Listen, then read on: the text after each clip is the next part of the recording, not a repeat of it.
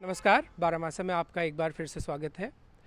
आज का जो प्रोग्राम है उसे थोड़ा गौर से और इत्मीनान से धैर्य के साथ देखिएगा, क्योंकि आज के प्रोग्राम में काफ़ी सारी डिटेलिंग होगी, डेटा की बात होगी, और वो इतना इम्पॉर्टेंट डेटा है कि राज्य में जो सबसे बड़ी बहस चल रही है और आने वाले सबसे बड़े सवाल जो राज्य के होने जा रहे हैं उन मुद्दों पर बात होगी। अक्सर आपने सोशल मीडिया पर ये सवाल तैरते हुए देखा होगा कि क्या उत्तराखंड में मुसलमानों की जनसंख्या लगातार बढ़ रही है। आपने इस तरह के सवाल भी सुने होंगे कि क्या उत्तराखंड में पहाड़ी अल्पसंख्यक होने जा रहे हैं। आपने इस तरह के सवाल सुने होंगे कि पहाड़ी राज्य की अवधारणा कैसे धीरे धीरे ख़त्म होती जा रही है, क्योंकि जिन पहाड़ी क्षेत्रों के लिए इस पृथक राज्य की मांग की गई थी, इसका निर्माण हुआ, उन पहाड़ी क्षेत्रों में लगातार जनसंख्या कम होती जा रही है, विधानसभा की सीट्स कम होती जा रही हैं, रिप्रेजेंटेशन कम होता जा रहा है, और शायद अगला परिसीमन जो होगा उसके बाद पहाड़ की जो सीट्स हैं वो मैदान की तुलना में काफ़ी ज़्यादा कम हो जाएंगी। इस बात की पूरा ट्रेंड हम लोगों को मिलता है। इस पर डिटेल से बात करेंगे। हमारे साथ में है सामाजिक कार्यकर्ता अनूप नौटियाल। अनूप सर, आपका बहुत बहुत thank you Rahul, always nice to see you. Thank you so much, same here sir. तो आज हम आपकी बात जिस मुद्दे से शुरू करने जा रहे हैं वो एक बहुत इम्पॉर्टेंट रिपोर्ट है जो अनूप सर के हाथ में आप अभी देख सकते हैं। ये रिपोर्ट पिछले जो अभी विधानसभा चुनाव हुए उन विधानसभा चुनाव से ठीक पहले अनूप सर का जो ऑर्गेनाइजेशन है SDC, उसके हवाले से ये रिपोर्ट आई, एक कंपाइलेशन है। सर, इसकी मैं बताऊं उससे बेहतर है कि आप ही इसकी ब्रीफिंग, सबसे पहले इसकी ब्रीफिंग बताइए कि ये रिपोर्ट क्या है। राहुल, फरवरी 2022 को में उत्तराखंड का 5वां विधानसभा चुनाव हुआ था। तो मेरे दोस्तों ने, मेरे साथियों ने और मैंने मिलकर के निर्णय लिया कि उस चुनाव को हम डेटा के दृष्टिकोण से समझने की कोशिश करेंगे। और डेटा का पॉइंट ऑफ व्यू ये नहीं है कि भैया कौन कहाँ जीत रहा है, कौन कहाँ हार रहा है, लेकिन डेटा के पॉइंट ऑफ व्यू से उत्तराखंड में क्या बदलाव आ रहे हैं, वोटर अवेयरनेस को लेके, सिटीजन एंगेजमेंट को लेके, पलायन को लेके, डेमोग्राफिक चेंजेस को लेके। तो उस चश्मे से हमने उत्तराखंड का जो 5वां विधानसभा चुनाव था, और ये जो कसरत शुरू हुई थी, ये चुनावों से 2 महीने पहले 13-14 फरवरी को चुनाव हुआ था, तो उससे पहले कसरत शुरू हुई। और उस पूरी कवायद के तहत हमने 8 रिपोर्ट्स, अलग अलग समय पर जारी की थी। और ये जो कंपेंडियम है, उन 8 में से 6 रिपोर्ट्स का ये कंपेंडियम है, तो ये इसकी हल्की फुल्की पृष्ठभूमि है। और मैं ये बता दूं कि इसमें एक जो इम्पॉर्टेंट की पॉइंट है इन रिपोर्ट्स का, वो ये है कि उत्तराखंड में वोटर्स बढ़ रहे हैं। अब वोटर्स का बढ़ना अमूमन कोई बहुत चौंकाने वाली बात नहीं है, लेकिन चौंकाने वाली बात है जिस तेजी से ये वोटर बढ़ रहे हैं। उत्तराखंड की कुछ विधानसभा सीट्स ऐसी हैं जहां पर पिछले 10 साल में 72% वोटर बढ़ चुका है, 72%। सर, कौन सी विधानसभा है वो, सबसे पहले थोड़ा सा उसका जिक्र करते हैं। राहुल, जो हमारे साथी लोग जो इस प्रोग्राम को देख रहे हैं, सबसे पहले बताना चाहूँगा, देखिए उत्तराखंड जैसा हम सब जानते हैं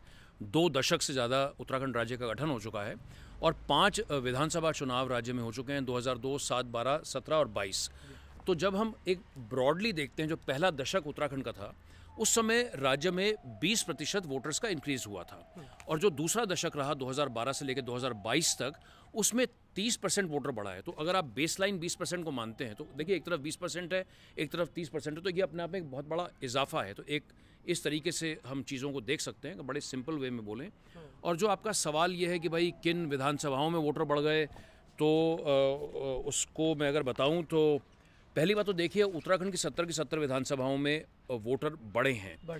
एक और चीज़ राहुल, ये इम्पॉर्टेंट इसलिए बन जाती है कि जैसा हम सब जानते हैं कि जो सेंसस है, ये जनगणना है, वो 2021 में तो पूरे देश में नहीं हुई कोविड के कारण। तो जो पिछली जनगणना हुई थी वो 2011 में हुई थी, उसके बाद कोई डेटा नहीं है। खैर, मैं अगर आपके वापस सवाल पर आऊँ, तो उत्तराखंड राज्य की जो 70 में से जो 10 विधानसभाएं हैं जहां सर्वाधिक वोटर बढ़ा है, वो हमारे राज्य के समस्त मैदानी जिलों की हैं। उदाहरण के तौर पर धर्मपुर में 72%,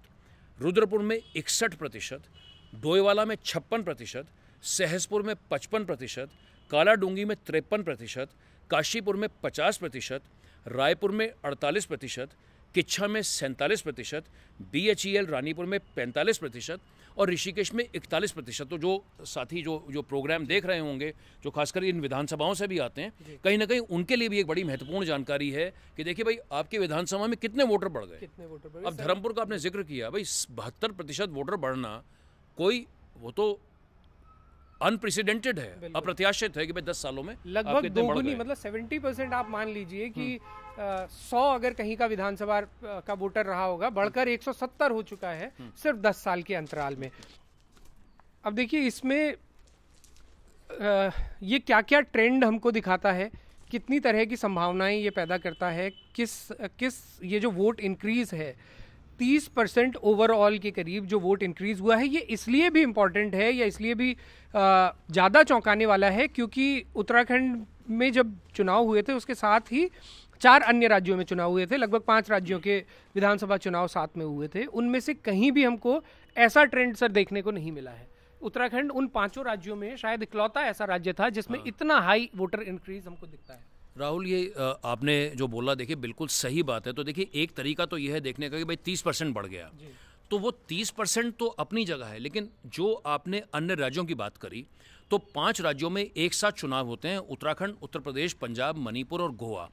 तो हमने न सिर्फ ये देखा कि उत्तराखंड राज्य में 30% वोटर बढ़ा, लेकिन हमने बड़ी महत्वपूर्ण बात यहाँ पर ये आती है, हमने अन्य राज्यों के साथ में एक तुलनात्मक विवरण किया। और फिर ये सवाल अपने आप में बड़ा महत्वपूर्ण उठता है कि भाई पंजाब में तो 21% वोटर बढ़ा, उसी 10 साल के अंतराल में पंजाब में 21% वोटर बढ़ता है, उत्तर प्रदेश में 19% वोटर बढ़ता है, मणिपुर में 14% वोटर बढ़ता है और गोवा में 13% वोटर बढ़ता है। तो अपने आप में एक जिज्ञासा और कौतूहल होना स्वाभाविक है कि भाई ऐसा क्या कारण है कि उत्तराखंड राज्य में तो 30% वोटर बढ़ गया और इन अन्य 4 राज्यों की जिनकी हमने बात करी यहाँ पे 13, 14, 19, 21% बढ़ता है। एक और आंकड़ा राहुल इस रिपोर्ट के इतर अभी हाल ही में निपटे हुए हिमाचल प्रदेश के विधानसभा चुनाव से भी हमें मिलता है, क्योंकि हिमाचल प्रदेश में चुनाव जो होते हैं वो भी उत्तराखंड के चुनाव के 7-8 महीने बाद होते हैं। हिमाचल प्रदेश में भी इस वर्ष 2022 के चुनाव में 20% वोटर बढ़ा है। मैं अगर आपको स्पेसिफिक आंकड़ा दूं तो वहाँ की जनसंख्या भले ही हमसे कम है, लेकिन वहाँ 9 लाख वोटर 10 सालों में बढ़े, हमारे राज्य में 19 लाख वोटर बढ़े। तो ये जो ऐसी जो पूरी ये जो फेरिस्त है तमाम आंकड़ों की, तुलनात्मक विवरण की, ये उत्तराखंड के लिए निश्चित तौर पर, जैसा आपने कार्यक्रम की शुरुआत में कहा, एक बड़ा गंभीर मसला है और इसके बहुत अलग अलग आयाम हैं। इस पर हम आगे डिटेल में बात करेंगे कि ये क्यों इम्पोर्टेंट है और इसके क्या परिणाम हो सकते हैं। लेकिन उससे पहले मैं एक बार ये भी आप लोगों को बता दूं कि ये जो सर की जो रिपोर्ट थी, उनकी ऑर्गेनाइजेशन की जो रिपोर्ट थी, इसका संज्ञान लेते हुए इलेक्शन कमीशन ऑफ इंडिया ने मार्क किया स्टेट इलेक्शन कमीशन को, और स्टेट इलेक्शन कमीशन ने इस पर तमाम जो जिला की एडमिनिस्ट्रेशन है उन डिस्ट्रिक्ट एडमिनिस्ट्रेशन को मार्क किया है और संभवतः सर 28 फरवरी की उसमें शायद डेट तय की गई है कि वो रिपोर्ट सबमिट करें। हाँ राहुल, ये काफ़ी बड़ा निर्णय हम सभी के लिए एक बड़ा सुखद परिणाम था जो ये पूरी मेहनत हुई थी, और इसका जो पूरा श्रेय मैं देना चाहूँगा आपके कार्यक्रम के माध्यम से श्री वी.के. बहुगुणा साहब को, जो एक वरिष्ठ नौकरशाह हैं, वहाँ से उस पद से रिटायर हुए थे और उत्तराखंड के तमाम सामाजिक राजनीतिक मुद्दों पर जो है बड़ी प्रमुखता के साथ में वो लिखते पढ़ते चिंतन करते हैं। रिटायर्ड IFS हैं। तो वो इस रिपोर्ट के हवाले से बार बार, चाहे वो प्रधानमंत्री कार्यालय, मुख्यमंत्री कार्यालय, तमाम जगह वो दस्तक दे रहे थे और बार बार इस बात को उठा रहे थे कि उत्तराखंड में एक स्थानीय स्तर का एक गैर सरकारी संगठन है जिसने एक इस किस्म की रिपोर्ट करी है, तो आप लोगों को इस रिपोर्ट की तह तक जाना चाहिए। तो खैर अंततः गत्वा चुनाव आयोग के शीर्ष स्तर तक भारत सरकार में जो है उनकी जो गूंज थी, उनकी बात सुनी गई। और जैसा आपने अभी फरमाया, अभी आपने कहा, तो भारत निर्वाचन आयोग ने उत्तराखंड के इलेक्शन कमीशन को ये निर्देशित किया कि भाई आप इसके ऊपर कोई फैक्ट फाइंडिंग करिए। और मैं अगर संक्षेप में आपको बताऊं राहुल, तो उत्तराखंड के इलेक्शन कमीशन ने जो हमारे 13 जिले, 70 विधानसभा सीट और लगभग 11-12 हज़ार बूथ, तो देखिए त्रिस्तरीय हो गया, 13 जिले, 70 विधानसभा सीट और 11-12 हज़ार बूथ, इस त्रिस्तरीय कमेटीज़ को बनाने का उन्होंने निर्देश दिया है। और जैसा आपने बिल्कुल सही कहा कि 28 फरवरी 2023 तक 20-25 दिन बचे हैं, तो उस तक रिपोर्ट देने के लिए कहा है कि भाई आप बूथ स्तर पर जाकर पता करिए कि आपके यहाँ क्या चेंजेस देखने को आए हैं। सर इस सवाल से आगे थोड़ा सा बढ़ते हैं कि ये हमारे आम दर्शक को अगर हम समझाना चाहें कि ये जो वोटर इंक्रीज़ हमें दिख रहा है, इतने बड़े पैमाने पर दिख रहा है, ये आगे के लिए मतलब ये क्या क्या इशारे करता है? ये स्टेट के रिसोर्सेज की लिमिटेशन पर, उसकी कैरिंग कैपेसिटी पर, क्योंकि जिन बहुगुणा जी का आपने जिक्र किया, बहुगुणा जी ने भी ये बात भी रेफ़र की थी कि ये स्टेट ऑलरेडी अपनी कैरिंग कैपेसिटी को पार कर चुका है। तो उस लिहाज से अगर देखें तो ये जो 30% इंक्रीज है, ये हमें क्या इंडिकेशंस देता है, क्या संकेत देता है? राहुल देखिए, जैसे अब वो जोशीमठ के आलोक में, अब देखिए अब पहले तो उत्तराखंड में कैरिंग कैपेसिटी को लेकर कभी बात नहीं होती थी, क्षमता धारण को लेकर के, लेकिन अब जोशीमठ के कारण बार बार वो बात होती है। और ये जो 30% का जो वोटर इंक्रीज़ उत्तराखंड में है, 19 लाख वोटर जो 10 सालों में बढ़ गए, तो ये जो हमारे संसाधन हैं, देखिए अब मैं अगर पहले तो पहाड़ तो अपनी जगह है ही है, लेकिन मैं अगर पहले बिल्कुल व्यावहारिक रोज़मर्रा की ज़िंदगी की बात करूं और शहरों की बात करूं, तो चाहे देखिए यहाँ पे चाहे वो ट्रैफिक की बात है, चाहे यहाँ पर अस्पतालों की बात है, चाहे यहाँ पे स्कूलों की बात है, कचरा प्रबंधन की बात है, वायु प्रदूषण की बात है, पार्किंग ना मिलना एक बात है, घंटों ट्रैफिक में अटकना एक बात है। तो ये भी जो तमाम मैनिफेस्टेशंस हैं, जो कॉन्सिक्वेंसेज हैं, उसके परिणाम है, दुष्परिणाम है, वो भी कहीं ना कहीं यहाँ पर 30% से निकलते हैं। तो ये एक जो पूरा जो गवर्नेंस का जो खाका है और हमारे संसाधन, और इस प्रोग्राम को शुरू होने से पहले जो आप और मैं बात भी कर रहे थे कि भाई इस समय उत्तराखंड की जनसंख्या कितनी है, हमें यही नहीं पता कि उत्तराखंड की वर्तमान की जनसंख्या कितनी है। तो चाहे वो कैरिंग कैपेसिटी के पॉइंट ऑफ व्यू से, संसाधनों के ऊपर दबाव के दृष्टिकोण से, पलायन से, तो इसके बहुत सारे राहुल कॉन्सिक्वेंसेस हैं, हमें नहीं पता। मेरा तो अपना ये मानना है कि जैसे दिवाली के समय हम एक रॉकेट जलाते हैं, तो रॉकेट तो हम जलाते हैं, हमें पता होता है कि हम यहाँ से रॉकेट जला रहे हैं, लेकिन जब वो ऊपर जाता है हमें नहीं पता कि वो रॉकेट कहाँ जाने वाला है, वो कहाँ जाकर के ध्वस्त होगा। उसी तरीके के साथ में इस रिपोर्ट के जो परिणाम है, ये जो डेटा आया है, ये अपने आप में बड़ा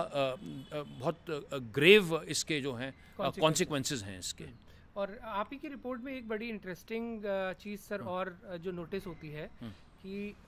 जब 2011 का सेंसस हुआ तो 2001 की तुलना में 11 के सेंसस में हमारी जो जनसंख्या बढ़ी उत्तराखंड की, वो कमोवेश उतनी ही बढ़ी जितनी की राष्ट्रीय स्तर पर जितनी जनसंख्या बढ़ी। आप ही बता रहे थे शायद 17% टोटल इंक्रीज नेशनली अगर पॉपुलेशन में हुआ, तो लगभग 18% का इंक्रीज यहाँ हुआ। लेकिन 2 जिले ऐसे थे जहाँ पर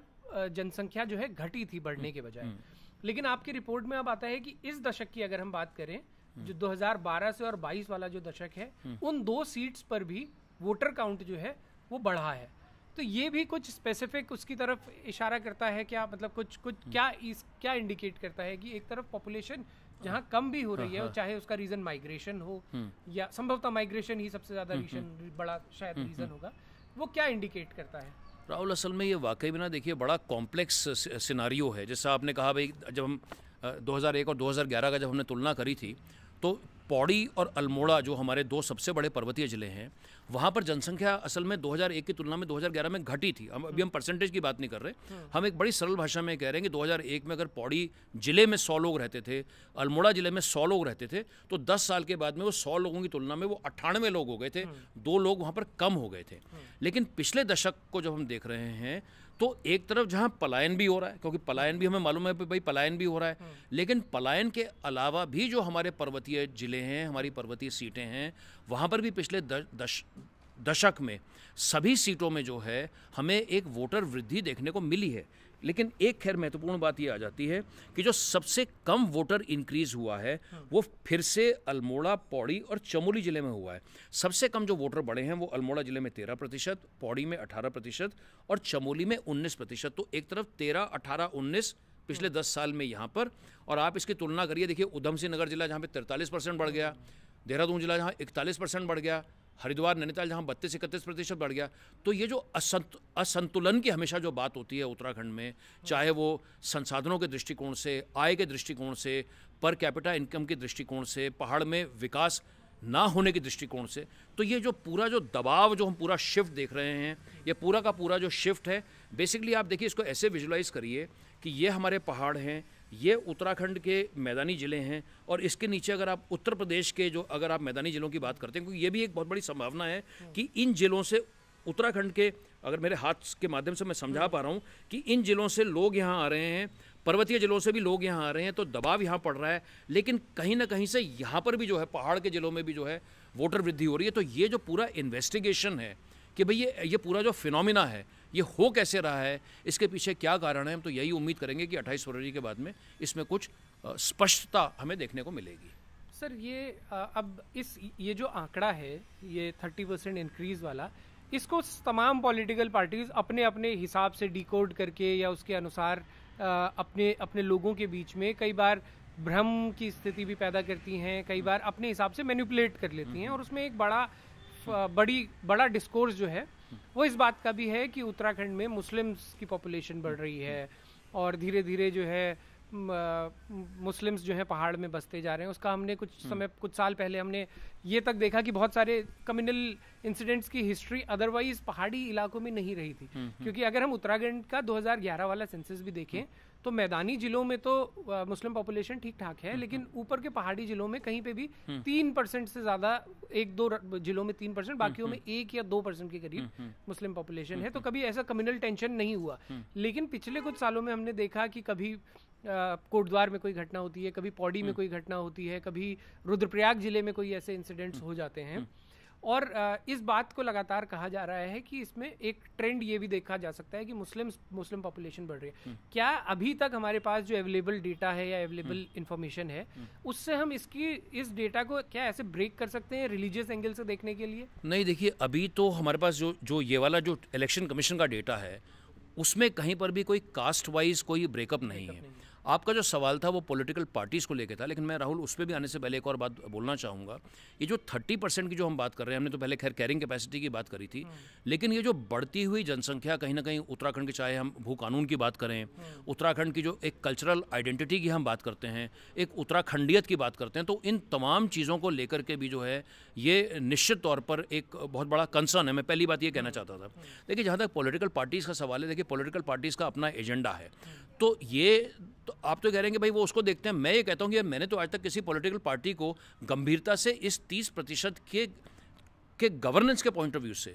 कि भाई इसके हमारे यहाँ पे क्या दुष्परिणाम पड़ रहे हैं, इसका हमारे पॉलिसी लैंडस्केप पर इसका क्या असर होना चाहिए, किस किस्म की नीतियाँ बननी चाहिए, क्या हमारे यहाँ आकर के कोई भी अपना आधार कार्ड और अपनी आईडी कार्ड आराम से बनवा पा रहा है, क्या यहाँ पर चुनावों की बात करूँ तो अगले 8 महीने के बाद में उत्तराखंड में बड़ा महत्वपूर्ण निकाय का चुनाव होना है। तो जो निकायों के चुनाव होने हैं, नगर निगमों के चुनाव होने हैं, तो क्या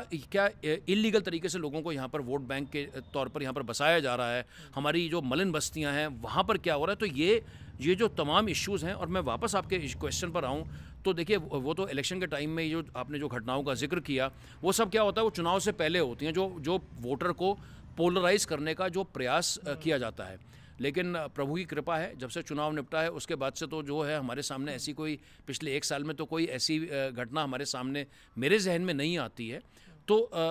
लेकिन अगर मैं अपने आंसर को सम अप करूं, हमारे इस डेटा में जो चुनाव आयोग का कम से कम डेटा है वो कहीं पर भी ये हिंदू मुस्लिम या सिख ईसाई इस टाइप की कहीं पर कोई हमारे को कोई जानकारी या कोई डेटा नहीं देता है। उसके लिए हमें सेंसस की वेट करनी पड़ेगी, क्योंकि सेंसस जो होता है वो हमारे को उस किस्म का ब्रेकअप भी हमारे को मिलता है। जी सर, अब इसको रैप करें इंटरव्यू को, उससे पहले एक तो हमने परिसीमन वाला जो मुद्दा है कि पहाड़ी राज्य जिन मांगों को लेकर के बनाया गया था, और वैसे तो ये पूरी की पूरी आपकी जो स्टडी है वो उसी पे फोकस करती है कि 30% अगर वोटर इंक्रीज है और वो अगर इन्फ्लक्स है, वैसे एक डेमोक्रेटिक देश है, किसी को भी कहीं भी जाकर रहने की बसने की स्वतंत्रता है, बिल्कुल उत्तराखंड में भी लोग आएँ और यहाँ आकर बसें, लेकिन ये हम पूरे देश में देखते हैं कि वो जब एक पर्टिकुलर लिमिट से ज़्यादा पैमाने पर होने लगता है तो वो वहाँ की स्थानीय चीज़ों को गड़बड़ा देता है, और ख़ास करके फ्रेजाइल एरियाज जैसा उत्तराखंड है, जैसा कश्मीर है, जैसा नॉर्थ ईस्टर्न स्टेट्स हैं, असम है, त्रिपुरा है, नागालैंड है, हमारा पड़ोसी राज्य हिमाचल है, वहाँ पर भी तमाम भू कानून है, और उसको एक प्रिवेंशन के लिए कुछ ना कुछ एक वो बनाया गया, जैसा आपने भी जिक्र किया कि भू कानून की यहाँ पर मांग है, तो ऐसा कुछ ना कुछ जो है वो बनाया जाना चाहिए। लेकिन अब एक बहुत बड़ा खतरा जो है आगे आने वाला, जो हमें दिखता है कि 2026-27 के अराउंड शायद प्रपोज्ड है नेक्स्ट डिलिमिटेशन, वो डिलिमिटेशन जब होगा और उसके कितने खतरनाक परिणाम हो सकते हैं, जो ट्रेंड अभी तक नजर आ रहा है पिछले 20 सालों में पहाड़ का। राहुल, डिलिमिटेशन पे आने से पहले मैं दिखाना चाहूँगा, देखिए अभी तक उत्तराखंड का हिस्ट्री क्या है। तो उत्तराखंड पहले जब 2002 जो पहले जो 2 चुनाव हुए, तो पहाड़ में जो है उस समय जो थी 40 सीट हुआ करती थी, वो 6 सीट घट करके वो 34 सीट रह गई। तो मोटी बात यह है कि पिछले 20 सालों में एक जो बड़ा ट्रेंड हमने देखा कि पहाड़ की सीट घटी हैं। लेकिन मैं देखिए इसको बड़े क्रूड वे में बोलूँ तो मैं कहूँगा भाई कि अगर जब 40 भी विधायक थे पहाड़ के, तो उन्होंने कौन सा पहाड़ खोद दिया वहाँ पे, उन्होंने कौन सा बहुत बड़ा काम कर दिया। उन्होंने कौन सा तीर चला दिया। तो मैं 100 बड़ा ब्लंटली इस बात को बोल रहा हूँ। तो वो 40 की जगह 34 हो गए, कल वो 30 भी हो जाएंगे। तो एक तरफ तो ठीक है, हम भी इस बात को हम उठाते हैं बार बार कि पहाड़ में जो आवाज़ है, पहाड़ की आवाज़ निश्चित तौर पर कहीं ना कहीं कमज़ोर होती है। लेकिन उसी के साथ में दूसरी बात ये भी तो आती है कि भाई जब आप 40 थे तब आपने क्या उस समय कर दिया। तो एक तो खैर ये वाली बात हो गई। अब आ गई भाई डीलिमिटेशन की बात। डीलिमिटेशन का देखिए, जब हम हिस्ट्री देखते हैं, उसका इतिहास देखते हैं, देश में अभी तक 4 बार डीलिमिटेशन कमीशन बैठ चुके हैं। जो चौथा डीलिमिटेशन कमीशन था वो 2002 में उसकी शुरुआत हुई, क्योंकि ये एक बड़ी वृहद कसरत होती है, एक्सरसाइज होती है। तो 2002 से लेकर के 2008, यानी जो पहला जो चुनाव उस 2002 के आधार पे हुआ वो 2008 का कर्नाटका का चुनाव था। और उत्तराखंड में जब पहली बार उसका इम्पैक्ट देखने को मिला तो 2002 का डीलिमिटेशन कमीशन, और 10 साल के बाद में जब 2012 का विधानसभा चुनाव हुआ था वो उस डीलिमिटेशन कमीशन के हिसाब से हुआ था। एक तो ये बात हो गई। अगला जो डीलिमिटेशन कमीशन होना है, अगर उसमें कोई बदलाव नहीं होता तो 2026 में वो कवायद शुरू होगी।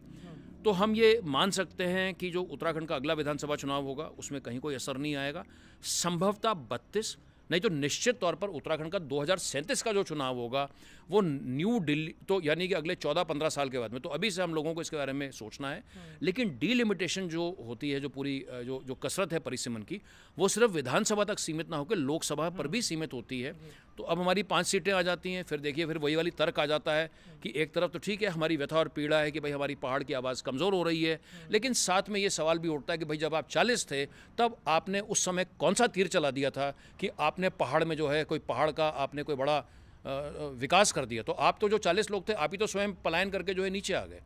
तो ये एक तरीके से जो पूरा खाका है पूरे फ्रेमवर्क का, डीलिमिटेशन का, इसको इस तरीके के साथ में हम देखते हैं।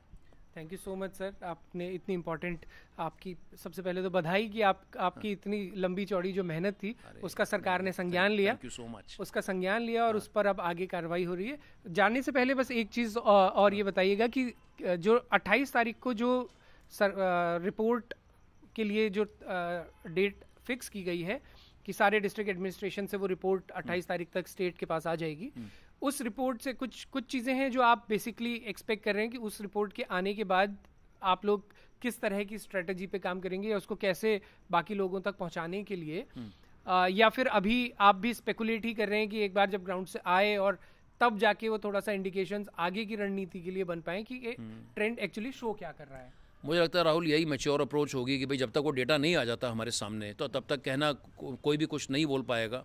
हम तो यही होप करेंगे, उम्मीद करेंगे कि भाई एक ईमानदार प्रयास जो हो वो ज़मीन पर हो, खाली कागजी खाना पूर्ति ना हो कि भाई ठीक है एक ऑर्डर आया आपने कुछ बना के भेज दिया। तो कम से कम अगर उस तरीके से आता है, और आपके प्रोग्राम के माध्यम से तो मैं जिन हमने विधानसभाओं का जिक्र किया वहाँ के जो श्रोता हमें देख रहे हैं कि ये जो आवाज़ है ये आवाज़ पूरे उत्तराखंड में उठे, और जो राजनीतिक कार्यकर्ता जो अलग अलग पार्टियों के अगर आपका प्रोग्राम देखते हैं वो भी अपने माननीय विधायकों को बोलें कि भाई विधायक जी क्या आपको मालूम है कि आपके क्षेत्र में जो है इतना % वोटर बढ़ गया है। तो जहाँ एक तरफ इस किस्म की एक सरकारी कवायद होती है, कहीं ना कहीं राजनीतिक तौर पर राजनेताओं के माध्यम से पॉलिटिकल पार्टीज़ को भी इसकी तरफ देखने की ज़रूरत है, उन्हें भी इसके ऊपर मंथन करने की ज़रूरत है। But to come back to your question, हम वेट करेंगे, ईगरली वेट करेंगे 28 के बाद में क्या रिपोर्ट आती है, और उसी के आधार पर जो डेटा सामने आएगा, जो तस्वीर सामने आएगी, उसी के आधार पर हम आगे बढ़ेंगे। मैं एक आखिरी बात राहुल बोलना चाहता हूँ श्रोताओं को कि मैं यही होप करूंगा और उम्मीद करूंगा कि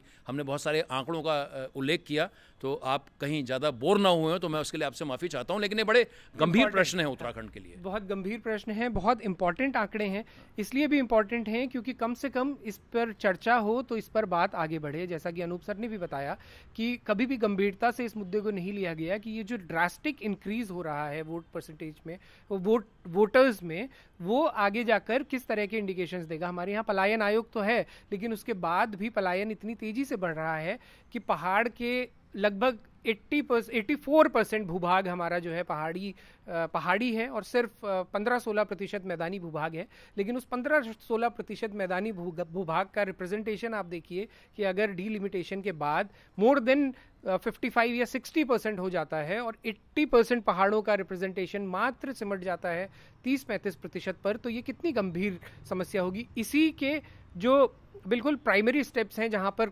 काम किया जाना चाहिए। अनूप सर और उनका ऑर्गेनाइजेशन उस तरह का काम कर रहा है, इसके लिए आपको बहुत बहुत बधाई सर। इस इंपॉर्टेंट टॉपिक पे इतनी डिटेल